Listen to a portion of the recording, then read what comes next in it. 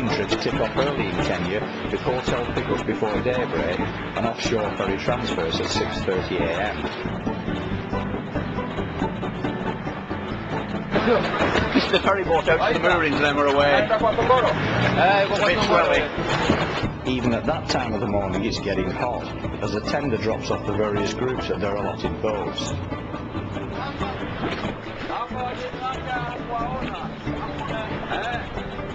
I'd previously tried catching sailfish at a number of locations around the world, but prior to visiting Kenya, this had been something of a bogey species for me. I remember mentioning this fact in conversation with Dave Lewis, who suggested I'd try Malindi.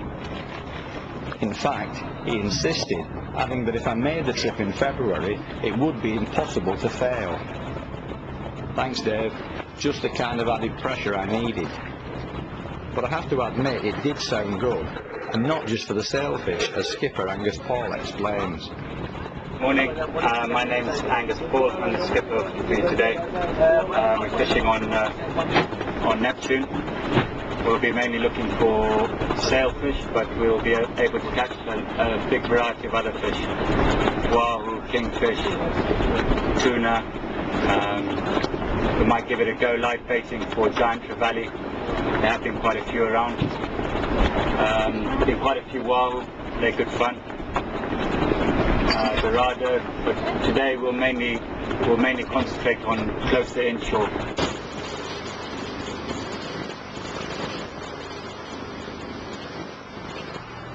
No sooner had the boat cleared the reef and the small lures were out, looking for tuna and bonito to strip cut for the sail or to use as live baits for the GTs.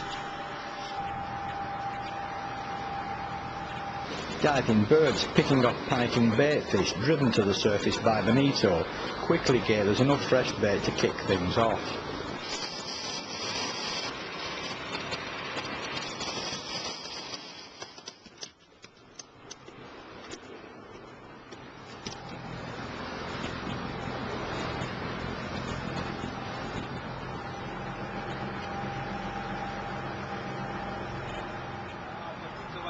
A thin belly strip lashed to a pennel rig with a coloured skirt ahead of the hook is one of the favoured trolling baits in Kenyan waters.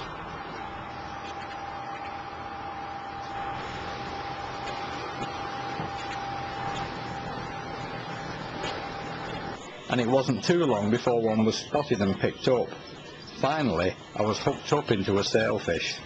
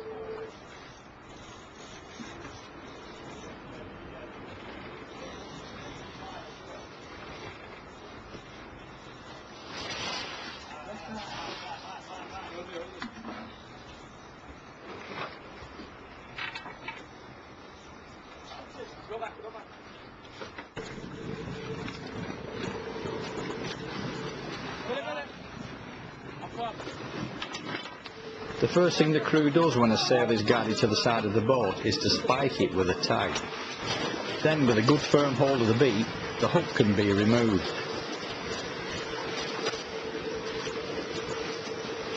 If a fish looks likely to make it back okay, it's towed for a short distance face on into the floor, sending oxygenated water over its gills. Then, when it kicks, the hold is relaxed and it's away.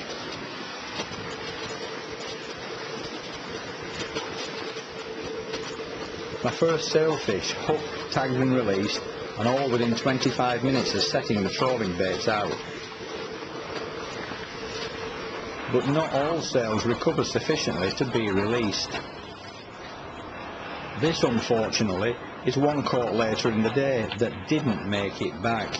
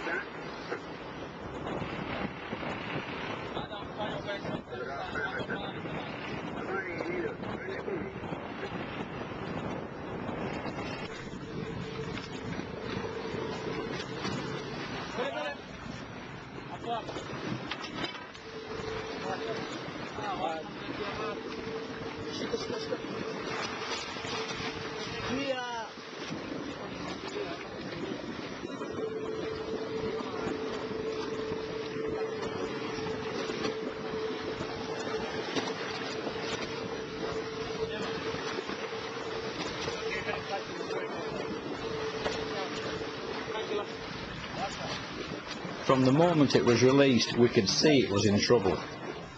So, without a second thought, one of the crew was over the side after it, in a race to get there before the waiting sharks.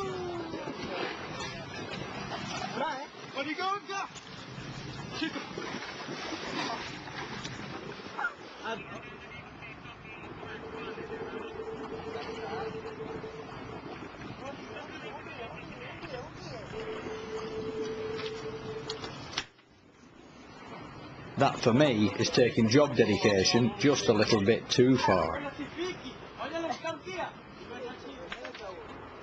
It turned into quite a busy morning with 7 more sails, kingfish to £45 and wahoo to £55, plus small bonito and tuna. Time then, according to Angus, for a change of tactics. So, when the next lightly hooked bonito came aboard, it was quickly sent back down on a live bait rig, fished deep close to the edge of the reef.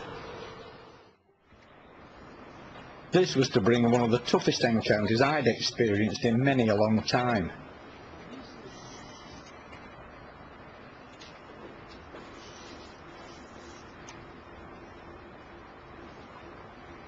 Hooking a big GT is comparable to dangling a hook from a motorway bridge and latching onto a passing truck.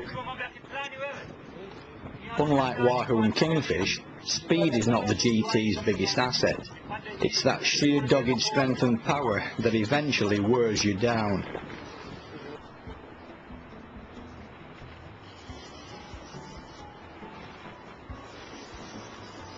I certainly wouldn't want to be hooking too many of those things on the same trip.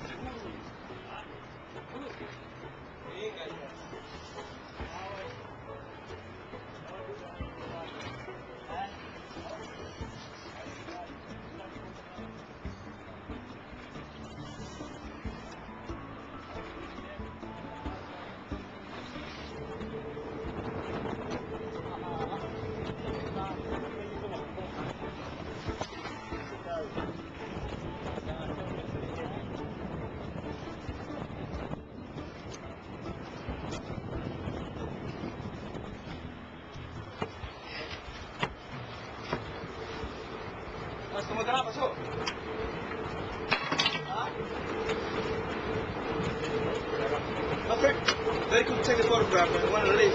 I'm tired.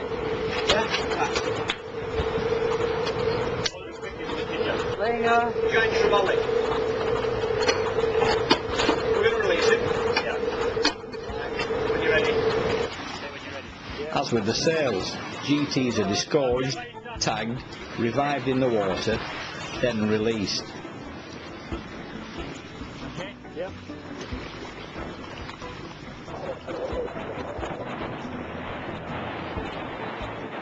We also had this less common big eye trevally.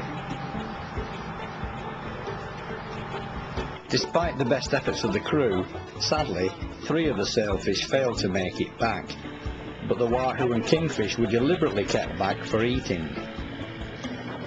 The intention had been to release all the sails, but with those that were struggling certain to be ripped to pieces by the sharks, it was better that they were put to good use back on the shore.